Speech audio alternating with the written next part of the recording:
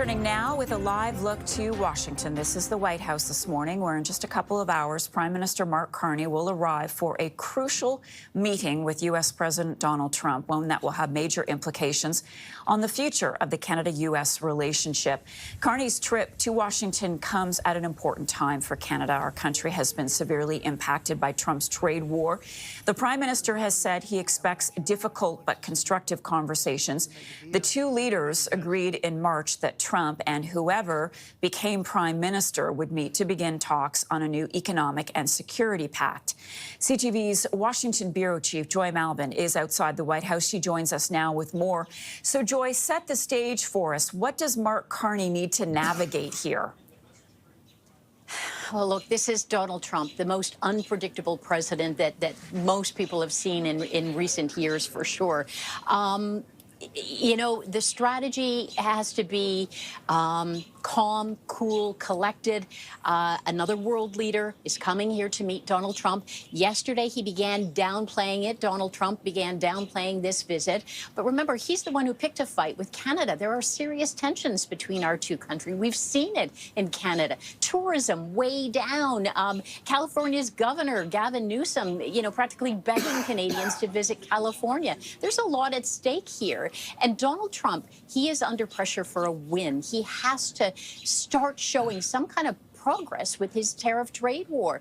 Not one deal has been signed. They keep talking about hundreds of people wanting to do deals. Now, there will be no deal today, but, you know, Mark Carney, he's got to be strong. He's got to be firm. And I'll be looking at the tone, the vibe. You know, these Oval Office meetings, you've seen other world leaders either be browbeat, like what happened to President Zelensky of Ukraine, or, you know, people lavishing praise on Donald Trump, like the Prime Minister of England, bring an invitation from King Charles. So it's going to be interesting just to watch the body language first off. Yeah, tone so important. So, Joy, what do you think a win or a victory would look like for Canada today when this meeting wraps up?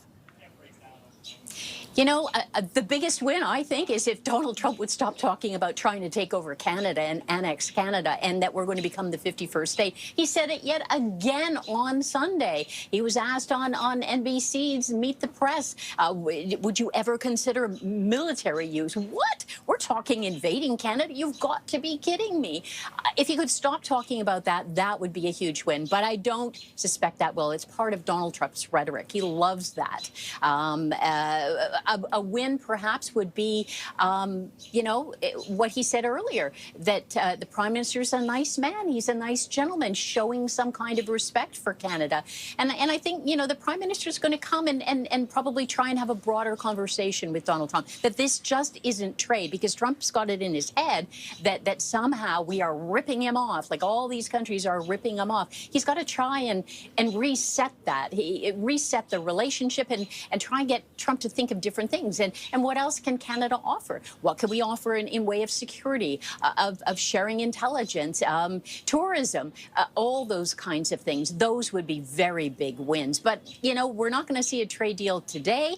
But if they come out of this shaking hands, being fine gentlemen, being both strong, that would be a win. Yeah, plant the seeds. All right, Joy Malbon outside the White House for us in Washington. Joy, thank you so much.